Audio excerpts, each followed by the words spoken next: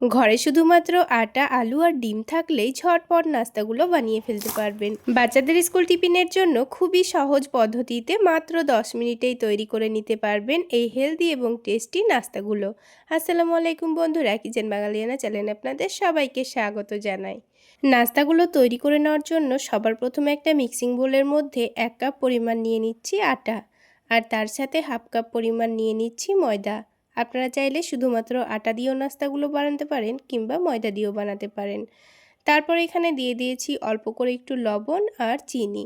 তার সাথেই 2 টেবিল চামচ দিয়ে দিচ্ছি সয়াবিন তেল। আপনারা চাইলে তেলের পরিবর্তে এখানে ঘিও ব্যবহার করতে পারেন। এবার সব কিছু একসঙ্গে ভালোভাবে মিশিয়ে নেব। সব কিছু মেশানো হয়ে গেলে অল্প অল্প করে পানি দিয়ে ডোটা মেখে নিতে হবে। ঠিক যেইভাবে আমরা রুটি করার জন্য আটা মেখে থাকি সেইভাবেই ডোটা মেখে নিতে হবে। খুব বেশি নরমও হবে না, আবার খুব বেশি শক্তও হবে না। তো কিছুক্ষণের মধ্যেই দেখুন ডোটা আমি খুব সুন্দর করে মেখে নিয়েছি। এবার ডোটাকে আমি 5 মিনিটের মতো রেস্টে রেখে দেব। আর অন্যদিকে প্যানের মধ্যে 2 টেবিল চামচ মতো দিয়ে দিচ্ছি সয়াবিন তেল। তেলের পরিবর্তে আপনারা চাইলে বাটার কিংবা ঘিও ব্যবহার করতে পারেন। তেলের মধ্যে অল্প একটু দিয়ে দেব পেঁয়াজ কুচি আর দিয়ে দেব কাঁচামরিচ কুচি। এবার এটাকে একটু নাড়াচাড়া করে লালচে করে ভেজে নেব। তো দেখুন কিছুক্ষণের মধ্যেই পেঁয়াজটা কিন্তু হালকা লাল করে ভাজা হয়ে গেছে। এখন এর মধ্যে আমি 2টো ডিম দিয়ে দেব। যেহেতু আমি এখানে ডিমের পুর তৈরি করে নিচ্ছি, তো আমি এখানে 2টো ডিম ব্যবহার করেছি। আপনারা যদি নাস্তাগুলো বেশি করে বানাতে চান তাহলে ডিমের পরিমাণটাও বাড়িয়ে নিতে হবে। আর এই ডিমের পুরটা তৈরি করার জন্য আমি কিন্তু খুব বেশি মশলাও ব্যবহার করিনি। ডিমটা কাঁচা থাকা অবস্থায় স্বাদ মতো লবণটা দিয়েছি। তারপর এটাকে একটু ভালো করে কুচি করে নিয়েছি। এখন দিয়ে দিচ্ছি একটা সেদ্ধ করা আলু। আপনারা চাইলে আলুর পরিমাণটা কিন্তু বাড়িয়েও নিতে পারেন। তারপর দিয়ে দিচ্ছি স্বাদ মতো বিট লবণ। লবণের পরিমাণটা আমি অল্প দিয়েছিলাম, আর আলু দেওয়ার কারণে পরে আবার একটু করে বিট লবণ দিয়ে দিয়েছি। খুবই সামান্য দিয়েছি ভাজা জিরা গুঁড়ো, আর টেস্টটা একটু বাড়িয়ে নেওয়ার জন্য দিয়ে দিয়েছি চাট মশলা আর টমেটো সস। তারই সাথে সবশেষে দিয়ে দিয়েছি ধনেপাতা কুচি। এখন আর কিছু মশলা দেব না, সব কিছু একসঙ্গে ভালোভাবে মিশিয়ে নেব। তো দেখুন বন্ধুরা, খুবই অল্প সময়ের মধ্যে কিন্তু আমাদের ডিমের পুরটা রেডি হয়ে গেল। এটা খেতে যে এত মজার হয়, একবার না বানালে আপনারা বুঝতেই পারবেন না। খুবই অল্প সময়ে হয়ে যায় আর খেতেও কিন্তু ভীষণ ভালো লাগে। তো দেখুন বন্ধুরা, খুব সুন্দর করে কিন্তু আমি পুরটা রেডি করে নিয়েছি। এখন এটাকে নামিয়ে নিচ্ছি। তো একটা বাটির মধ্যে নামিয়ে নিচ্ছি। নামিয়ে এটাকে ঠান্ডা করে নিতে হবে, তারপর নাস্তাগুলো তৈরি করে নেব। এবার এটাকে সাইডে রেখে দিচ্ছি। আর এদিকে ডোটাও কিন্তু রেস্টে রাখা 5 মিনিট মতো হয়ে গেছে। এখন ঢাকনাটা উঠিয়ে নিয়ে ডোটাকে আবারও একটু ভালোভাবে মেখে নেব। তাহলে ডোটা আগের থেকে অনেকটাই কিন্তু স্মুথ হয়ে যাবে। ডোটা ভালোভাবে মাখা হয়ে গেলে ডোটা থেকে আমি ছোট ছোট করে লেচি কেটে নেব। যত বড় করে নাস্তাগুলো বানাতে চাচ্ছেন সেই অনুযায়ী লেচিগুলো কেটে নিতে হবে। তো আমি যেহেতু নাস্তাগুলো ছোট ছোট করে বানাবো, তাই ছোট ছোট করে লেচি কেটে নিয়েছি।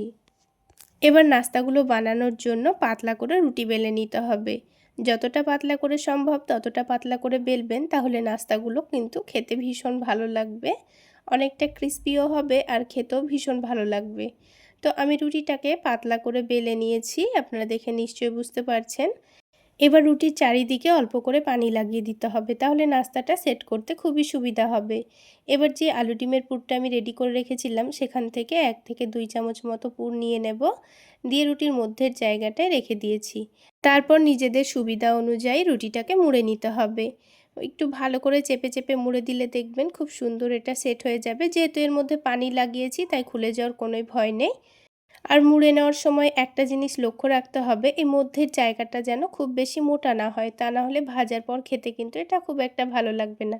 তাই মধ্যের জায়গাটা একটু চেপে চেপে পাতলা করে দিতে হবে, তাহলে চারিদিকটা এক সমান হবে আর ভাজার পর এটা মোটা মনে হবে না, খেতেও ভীষণ ভালো লাগবে। তো দেখুন বন্ধুরা, আমি আপনাদের বোঝার সুবিধার জন্য আরও একটি নাস্তা আপনাদের তৈরি করে দেখিয়ে দিচ্ছি। ঠিক একইভাবে এই রুটিটাও বেলে নিয়েছি, তারপর রুটির চারিদিকে অল্প করে পানি লাগিয়ে দিয়েছি। এবার এখান থেকে 2 চামচ মতো আলু ডিমের মিশ্রণটা নিয়ে নিলাম। তারপর এটাকে চেপে চেপে বন্ধ করে দিতে হবে। তো দেখুন চারিদিকটা খুব সুন্দর করে ফোল্ড করে নেওয়ার পর মধ্যের জায়গাটা একটু পাতলা করে চেপে দিতে হবে। তো দেখুন আরও একটি কিন্তু আমাদের নাস্তা তৈরি করা হয়ে গেল। তো ঠিক একইভাবে আমি প্রথমে কয়েকটা নাস্তা তৈরি করে নিয়েছি। এবার আমি কয়েকটা নাস্তা প্রথমে ভেজে নেব, আর ভাজতে ভাজতে কিন্তু আমি বাকি নাস্তাগুলো তৈরি করে নেব। তো ভাজার জন্য পরিমাণ মতো তেল দিয়ে দিয়েছি। তেলটা হালকা গরম হয়ে গেলে একটা একটা করে নাস্তাগুলো দিয়ে দিচ্ছি।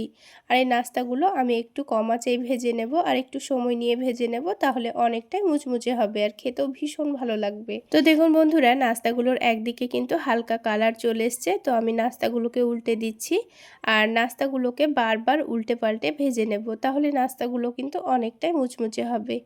তো দেখুন দুই দিকটাই কিন্তু খুব সুন্দর কালার চলে এসছে আর আমি বারবার উল্টে পাল্টে ভেজে নিচ্ছি। ঠিক একইভাবে আমি সবগুলো নাস্তা ভেজে নেব। তাহলে বন্ধুরা, আজকের এই নাস্তা রেসিপি আপনাদের কেমন লাগলো অবশ্যই কমেন্ট করে জানাবেন। আর ভালো লাগলে একটা লাইক শেয়ার করে দেবেন। আর আমার এই সহজ রেসিপিগুলো যদি ইউটিউব চ্যানেল থেকে দেখে থাকেন, চ্যানেলটি সাবস্ক্রাইব করে দেবেন। আর ফেসবুক পেজ থেকে দেখে থাকলে পেজটি ফলো করে দেবেন। তো দেখুন বন্ধুরা, বাকি নাস্তাগুলো কিন্তু আমার ঠিক একইভাবে ভেজে নেওয়া হয়ে গেছে। তো সবগুলো নাস্তা কিন্তু আমার ভাজা হয়ে গেল।